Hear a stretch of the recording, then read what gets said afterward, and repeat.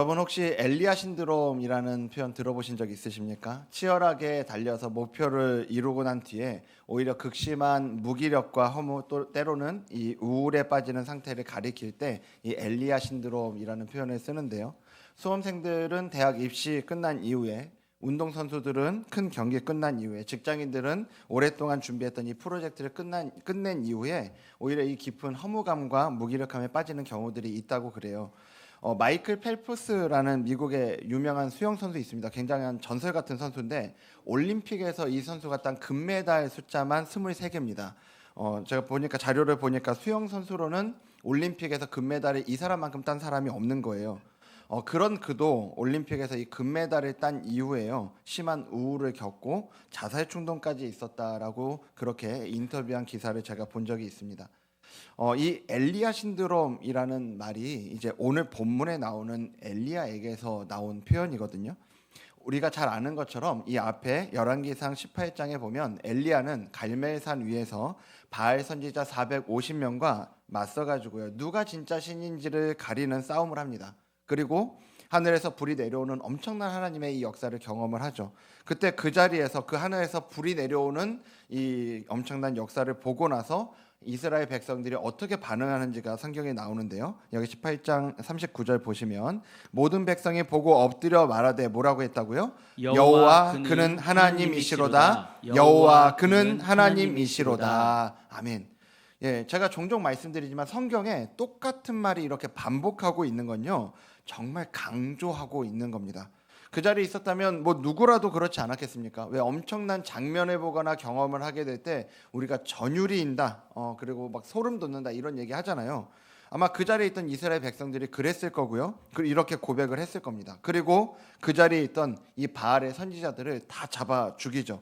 이전이었다면은 생각지도 못할 그런 일들이 여기 벌어진 거예요. 그날 엘리야는 분명히 이렇게 생각했을 것 같아요. 이제 게임 끝났구나.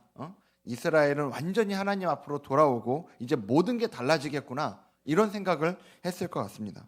그런데요. 아합을 통해 이 소식을 들은 이제 이세벨이 기가 꺾이고 제발 한 번만 살려주세요. 뭐 이렇게 해도 부족할 판에 그게 아니라 오히려 엘리야에게 사람을 보냅니다. 너 죽여버리겠다고. 예, 이렇게 사람을 보내서 협박을 하는 거죠. 갈멜산의 영웅이었던 엘리야가요. 도망자 엘리야로 바뀌는 건 그 한마디면 충분했던 거예요. 그래서 이제 엘리야가 이제 도망을 다니는 겁니다. 그래서 광야로 간 사막으로 간 엘리야가 이제 뭐라고 하나 보십시오. 19장 4절인데요. 자기 자신은 광야로 들어가 하루께쯤 가서 한 로뎀나무 아래에 앉아서 자기가 죽기를 원하여 이르되 여호와여 넉넉하오니 지금 뭐 하라고요? 내 생명을 거두시옵소서라고 이렇게 얘기합니다. 나는 내 조상들보다 낫지 못하니이다. 어제 갈멜산 위에서 하나님의 불을 내리던 사람이 오늘 사막에서 자기를 죽여달라고 하는 거죠. 어떤 학자들은요, 엘리야가 왜 이런 모습을 보이나, 아마 지금까지 하나님의 큰 일들을 해오면서 누적된 이 영적인 피로가 쌓여가지고 이렇게 한순간에 무너진 거라고 이렇게 보는 학자들도 있어요.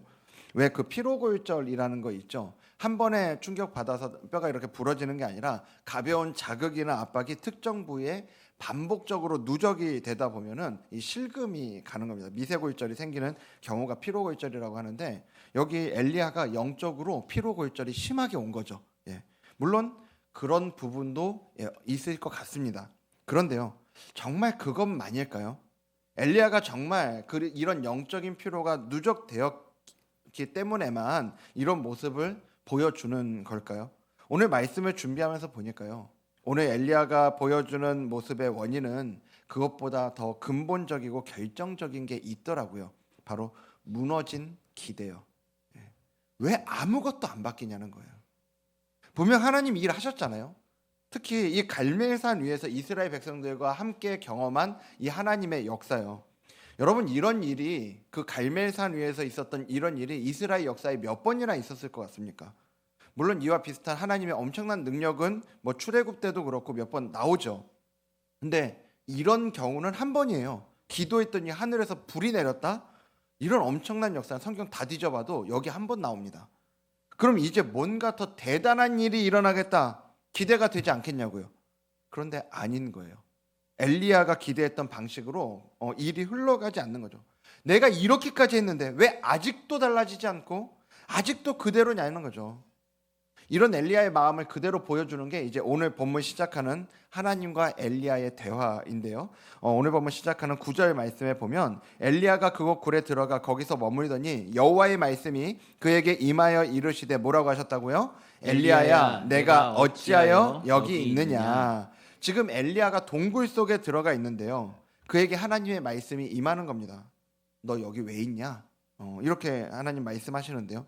하나님이 엘리야가 여기에 왜 있는지를 몰라서 물으시는 겁니까? 아니잖아요. 그러면 하나님께서 왜 이렇게 물으시냐? 이건 엘리야가 어떤 마음으로 여기에 있는지를 스스로 돌아보게 하시는 질문이 바로 이 하나님의 질문인 거죠. 그런데 그에 대한 엘리야의 대답을 보세요. 자, 19장 10절 말씀인데요. 여기는 전체 읽겠습니다. 시작. 그가 대답하되 내가 만군의 하나님 여호와께 열심히 유별하오니 이는 이스라엘 자손이 주의 언약을 버리고 주의 제단을 헐며 칼로 주의 선지자들을 죽였음이오며 오직 나만 남았거늘 그들이 내 생명을 찾아 빼앗으려 하나이다. 아멘. 여러분, 여기 지금 이 말 속에 엘리야의 감정이 좀 느껴지십니까? 하나님, 제가 얼마나 열심히 일해왔는지 아시잖아요. 저는 끝까지 하나님 편에 서 있으려고 했는데요. 하지만 백성들은 다 떠나갔고 선지자들은 다 죽었습니다. 이제 정말 저밖에 안 남았는데 세상은 아무것도 안 변했고요. 이제는 저까지 죽이려고 합니다. 지금 엘리야가 얼마나 지금 뿔이 나가지고 감정이 상해서 지금 내뱉는 이야기인지를 보여주는 답변이죠. 제가 말씀을 준비하는데 이 뒤에 생략된 말이 보이는 것 같더라고요. 하나님, 일이 이 지경인데 지금 뭐 하시는 겁니까? 하나님께서 스스로 돌아보게 하시는 질문을 던지신 건데 엘리야는 지금 돌아보고 이런 거 없어요. 그냥 막 쏟아붓는 거죠. 여러분, 어디서 이거 많이 본 장면 아닙니까? 사춘기 애들이 자기 감정에 사로잡혔을 때요, 볼 수 있는 모습이 이런 거죠. 왜? 그럴 때면 돌아보는 게 없어요. 자기를 돌아보는 건 없고 감정만 남아있어요. 실망이면 실망, 분노면 분노, 있는 그대로 쏟아나요. 그러면요, 막 험한 말도 나오고 이러잖아요. 그 소리 듣고 있다 보면 좋게 말로 하려고 대화를 시도했는데 듣다 같이 흥분하는 일들이 막 벌어지죠. 그 한마디 나가요. 어디 버르장머리 없이 막 이제 이런 거 나가는 거잖아요.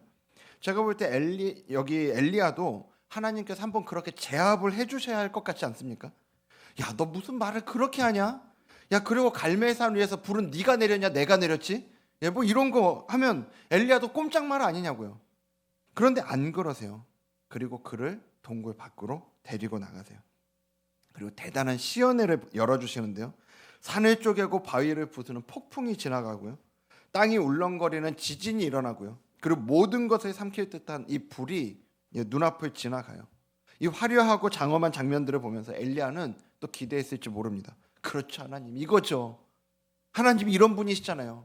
이렇게 이세벨과 아합을 쓸어버리셔야죠. 이런 생각했을지 모르겠어요. 그런데 이 엄청난 장면들 뒤에 반복해서 이어지는 말을 잘 보세요. 자, 19장 11절부터 12절까지인데요. 여호와께서 이르시되 너는 나가서 여호와 앞에서 산에 서라 하시더니 여호와께서 지나가시는데 여호와 앞에 크고 강한 바람이 산을 가르고 바위를 부수나 바람 가운데 뭐라고요? 여호와께서 계시지 아니하며 바람 후에 지진이 있으나 지진 가운데에도 여호와께서 계시지 아니하며 또 지진 후에 불이 있으나 불 가운데에도 여호와께서 계시지 아니하더니, 바람 가운데에도 지진 가운데에도 여호와께서 계시지 않았대요. 그 다음에 마지막으로 불이 나오잖아요. 여러분, 갈멜산에서 살아계신 하나님을 그 무엇보다 분명하게 보여준 그 불이요.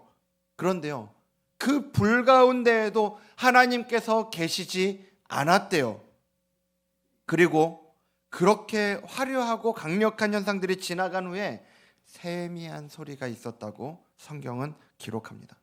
이 세미한 소리를 직역하면 고요하고 잔잔한 소리인데요.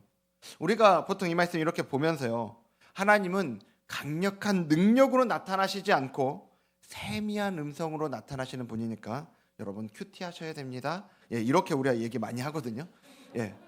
틀린 말은 아닙니다. 여러분 큐티 하셔야죠. 큐티에서 주시는 은혜가 있어요. 근데 지금 엘리야의 이 상황과 이 본문이 보여주는 흐름에 우리가 조금 더 집중해 보자면요, 이 말씀이 단순히 우리가 큐티해야 된다 이 교훈을 주시려고 이 세미한 소리를 들려주시는 것 같지 않더라는 거죠. 오히려 여기서는요, 엘리야가 가지고 있었던 그런 기대와는 전혀 다른 방식으로 나타나시는 하나님을 보여주시는 장면이 이 세미한 소리인 겁니다. 엘리야야, 나는 네가 원하는 그 갈멜산 스타일로만 일하는 존재가 아니야. 지금 말씀하시는 거예요. 여러분, 여러분이 경험한 하나님은 어떤 분입니까? 그리고 여러분은 하나님이 어떻게 일하시기를 기대하고 계세요? 여러분의 그 경험도요, 그 하나님에 대한 기대감도 너무 귀한 거죠. 하지만 우리 하나님은 우리의 경험과 우리의 기대대로만 일하시는 하나님이 아니시라는 것을 꼭 기억하시길 바랍니다. 우리가 하나님을 제한하지 말자는 이야기예요. 아니, 우리 누구도 하나님을 대놓고 제한하지는 않아요. 그런데요, 때로는 내가 이미 경험했던 그 하나님의 역사가, 그리고 내가 너무 강렬하게 기대하고 있는 그 우리의 하나님에 대한 우리의 기대가 오히려 때로는 하나님은 그렇게 일하시는 분, 그렇게 일하셔야만 하는 분으로 제한해 버릴 수 있다는 거예요. 우리 하나님은 내가 경험하고 기대하는 방식으로만 일하시는 분이 아니라고요. 우리 하나님은 강력한 폭풍처럼 땅을 뒤흔드는 지진처럼 모든 것을 태우는 불처럼 강한 능력으로 충분히 일하실 수 있는 하나님이신데요, 동시에 지치고 삐뚤어져서 동굴에 처박혀 있는 한 영혼을 끝까지 찾아와서 어루만져 주시는 세미한 음성도 가지고 계시는 분이라는 걸 믿으시길 바랍니다. 근데 여러분, 재미있는 건요, 이 다음 장면이에요. 보통 우리가 주목하지 않는 장면인데, 자, 이제 이 세미한 음성 가운데 하나님께서 다시 한번 엘리야에게 물으시거든요. 13절 말씀인데요. 자, 여기 빨간색만 읽겠습니다. 엘리야야, 내가 어찌하여 여기 있느냐. 아까 9절하고 이렇게 9절에서 물으신 질문과 완전히 똑같은 질문을 이제 다시 한번 엘리야에게 물으세요. 자, 거기에 대한 엘리야의 대답을 14절에서 보겠습니다. 여기 전체 읽겠습니다. 시작. 그가 대답하되 내가 만군의 하나님 여호와께 열심히 유별하오니 이는 이스라엘 자손이 주의 언약을 버리고 주의 제단을 헐며 칼로 주의 선지자들을 죽였음이오며 오직 나만 남았거늘 그들이 내 생명을 찾아 빼앗으려 하나이다. 아멘. 여러분, 입 아프지 않으세요? 아까랑 똑같은 말을 토시 하나 안 틀리고 그대로 하고 있어요. 하나님도 똑같이 질문하셨는데 엘리야도 똑같이 대답하고 있어요. 지금 이게 우리말만 그런 게 아니라 원어로 봐도 이 엘리야가 대답하는 이 장면이 똑같이 그대로 나와 있습니다. 이건요, 성경 기자가 완전히 의도적으로 보여주고 싶은 게 있는 거죠. 지금 하나님께서 이렇게 바람과 지진과 불까지 사용하시고 이어지는 세미한 소리로 완전히 이 시청각 교육을 하셨는데요, 엘리야가 전혀 안 변한 거예요. 엘리야가 하나도 안 달라진 겁니다.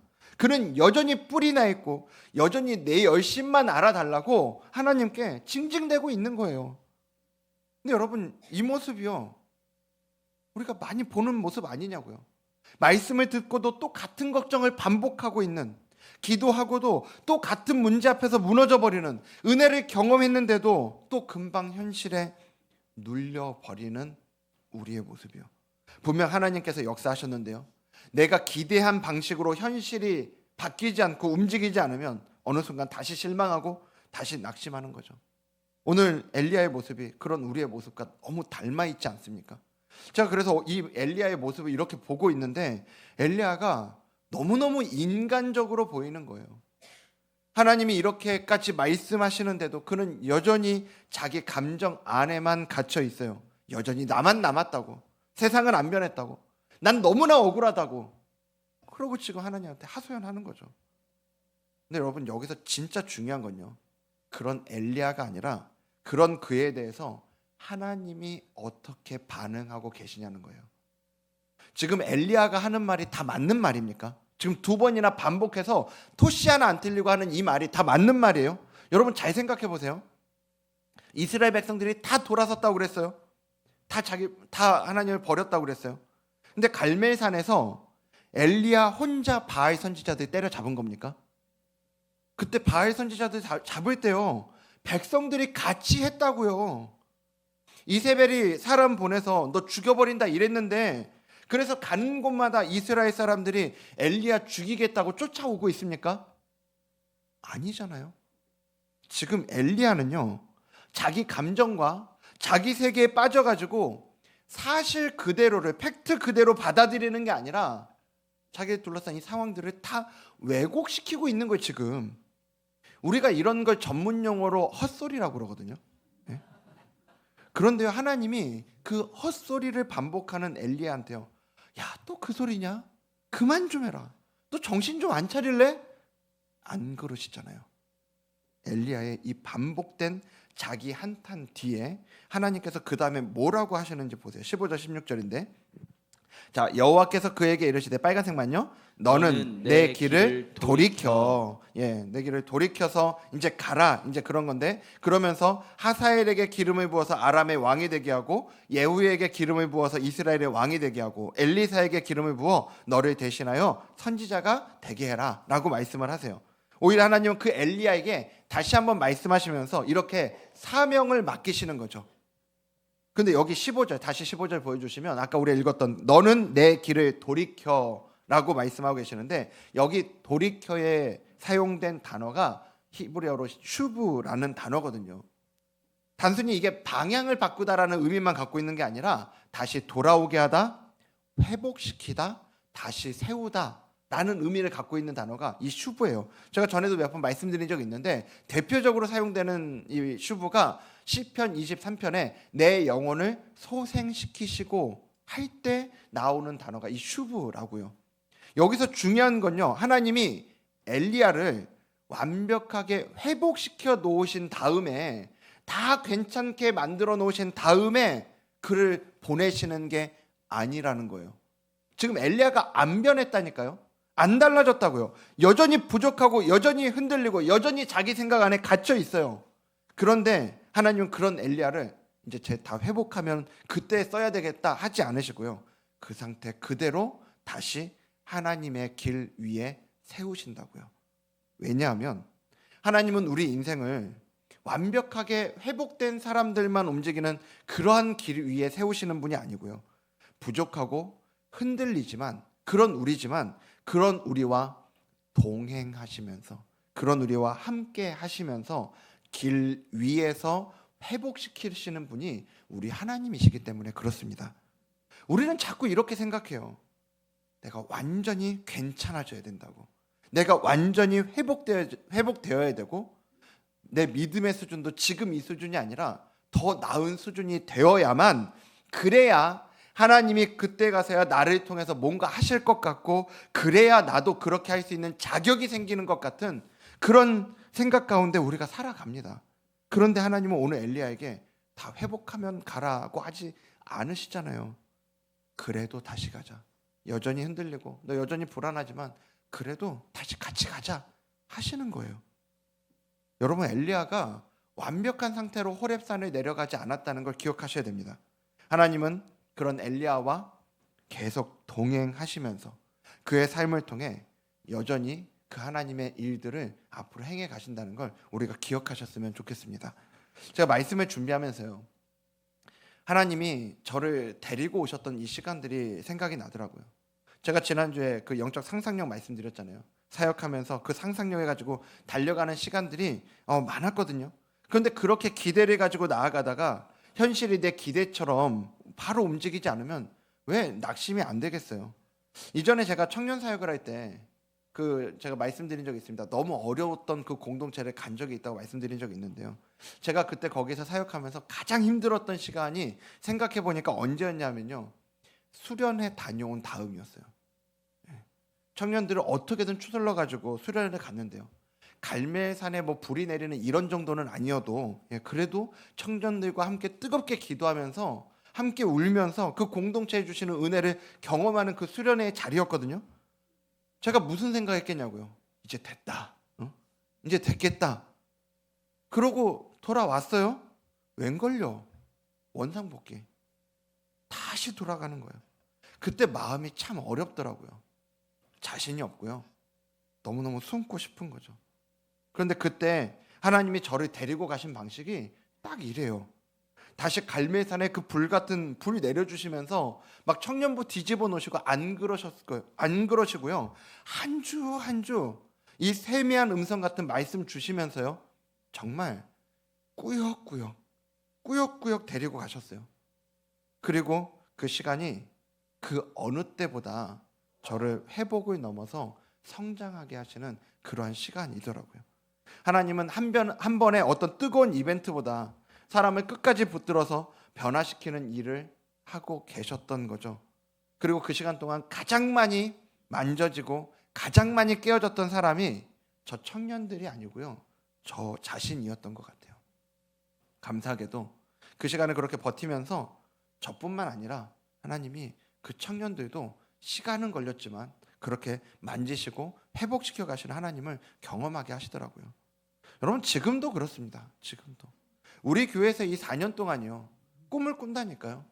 하나님께서 주시는 정말 그런 마음 가지고 기대감을 가지고 나아간다고요.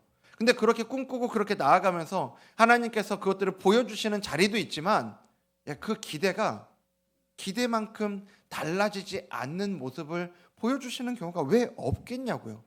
그럴 때마다 순간순간 마음에 힘듦이 찾아오는데요. 그때마다 하나님이 저를 데리고 가시는 방식이 딱 이래요.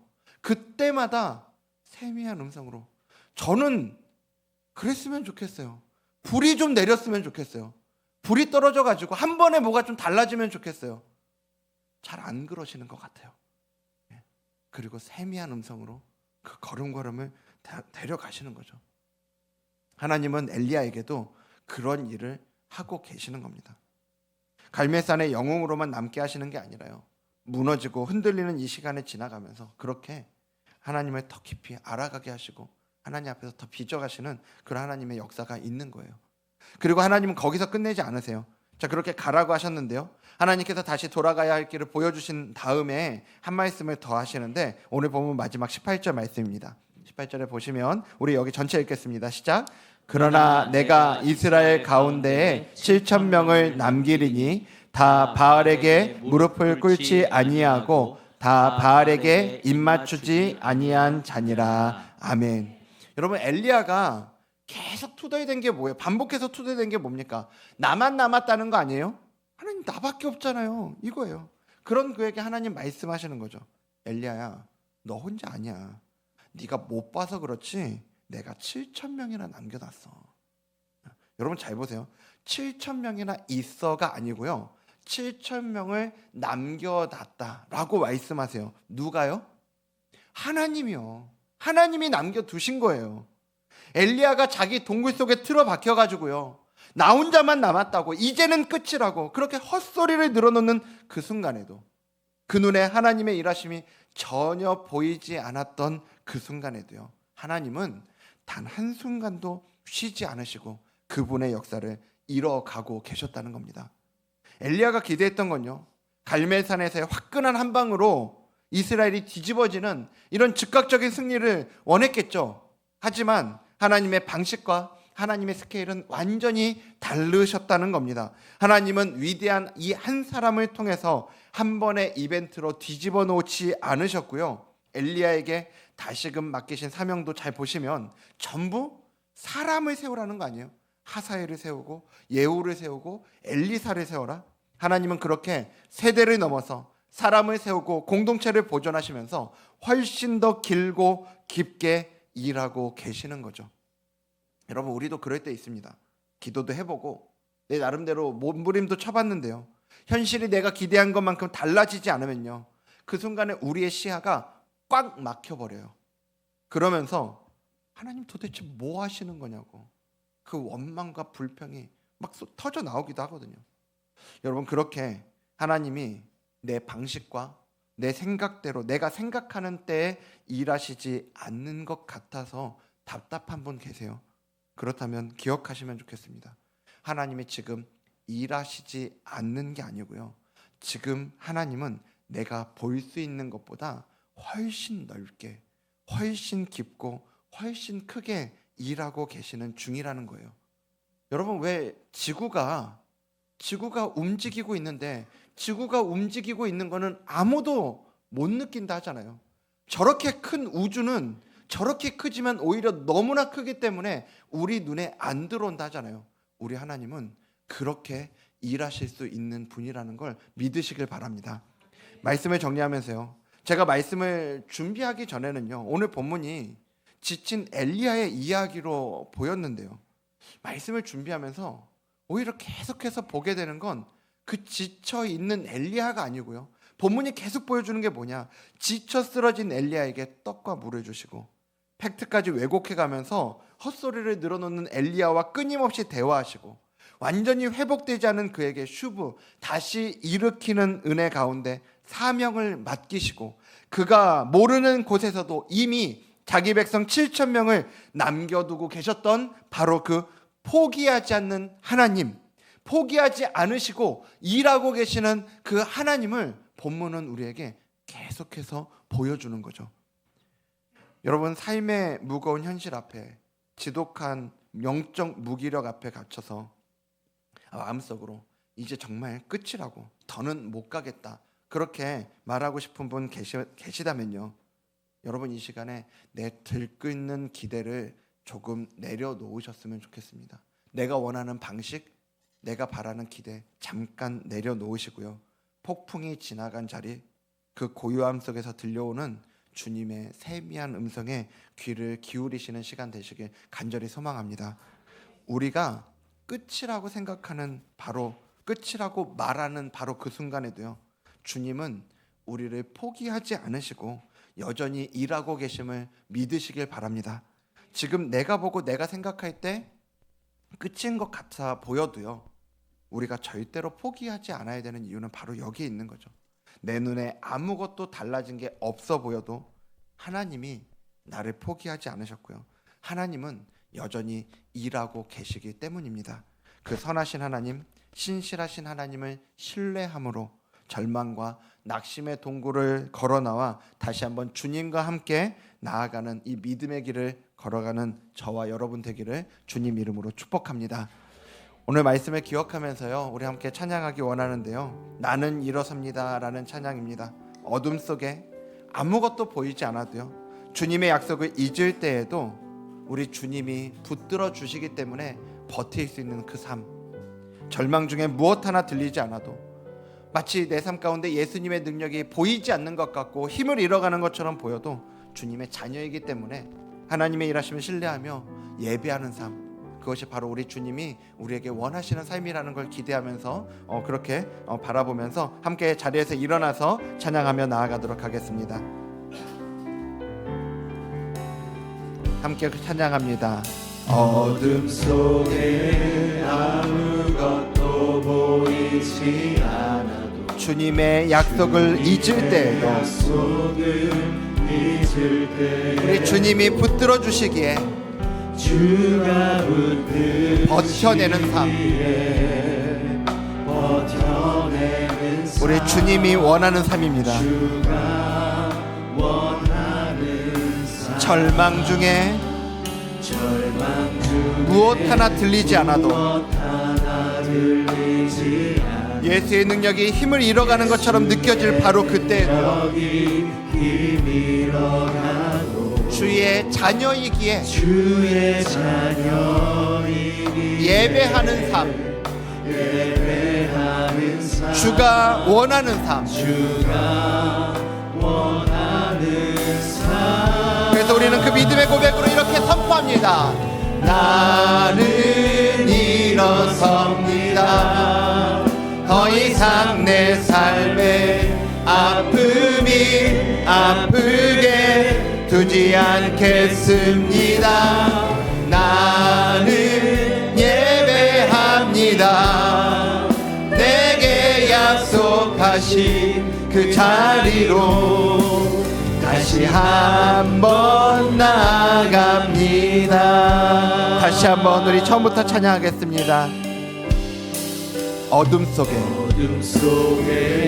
아무것도 보이지 않아도 주님의 약속을 잊을 때에도 주가 붙드시기에 버텨내는 삶, 버텨내는 삶 주가 원하는 삶 절망 중에 무엇 하나 들리지 않아도 예수의 능력이 힘을 잃어가는 것 같아도 여러분 우리의 정체성을 놓치지 마십시오.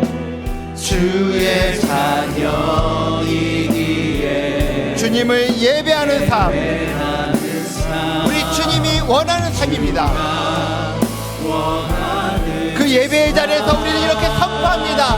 나는 일어섭니다. 나는 일어섭니다. 더 이상 내 삶에 아픔이 아프게 두지 않겠습니다. 나는 예배합니다. 내게 약속하신 그 자리로 다시 한번 우리 목소리 높여 다시 한번 고백합니다. 나는 일어섭니다. 나는 일어섭니다. 더 이상 내 삶에 아픔이 아프게 두지 않겠습니다. 나는 예배합니다.